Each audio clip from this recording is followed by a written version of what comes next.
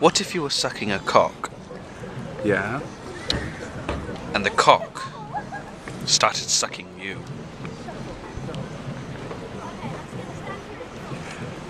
These are the big questions, man. Hello, hello, and indeed hello. How the devil are you? Okay, so recently I've had a few firsts in my life. Age 21, I have found my first grey hair. Yesterday I saw an ex-partner with child for the first time. And I have made a bet for the first time, but I'll get back to that in a minute. So this getting old lark and being firmly in adulthood right now made me think about the traditions that I hold as a human being. Like, I watch the Super Bowl each year even though I have no idea who the teams are or what they're doing. I watch Eurovision every year for the same reasons. And every Valentine's Day where I am single, like today, I like to get a little bit suzzled and eat far too many chocolates.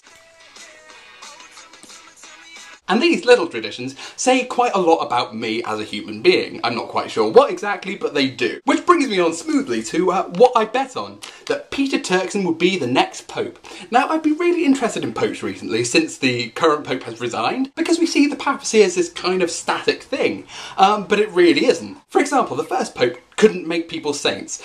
He didn't wear the sort of popey sort of garb, and he wasn't celibate. There have been quite a few stories of early popes scoogly pooping quite a bit, which I find pretty funny, or hilarious.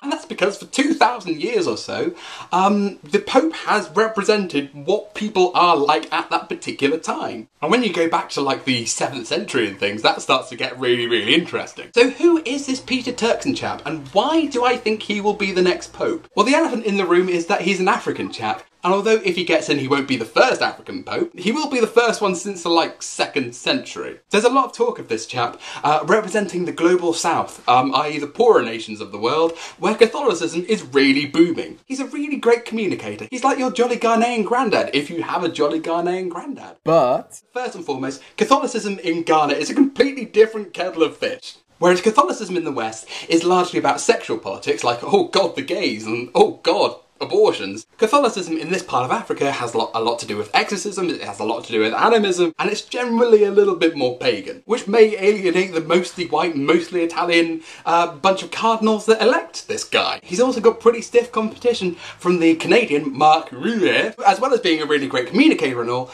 may seem to the cardinals who vote them in more popey. Something interesting, he formally apologised for everything that Catholicism had done pre-1960. You know, with all the fascist sympathies and the anti-Semitism and generally uncool stuff, which may earn him enough brownie points to be Pope. You know, screw Mark Rutte with your silly second name. For the sake of my £10, I've literally put my money on Peter Turkson to be the next Pope because I think he's pretty darn cool. Let's just hope he doesn't get caught scoodly booping. Bye!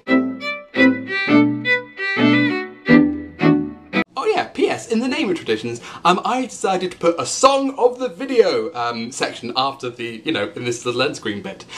Today's song of the video is Jens Lekman's I Know What Love Isn't. It's a really great song, and I really hope you enjoy it. Link will be down in the doobly-doo or on my face. Bye!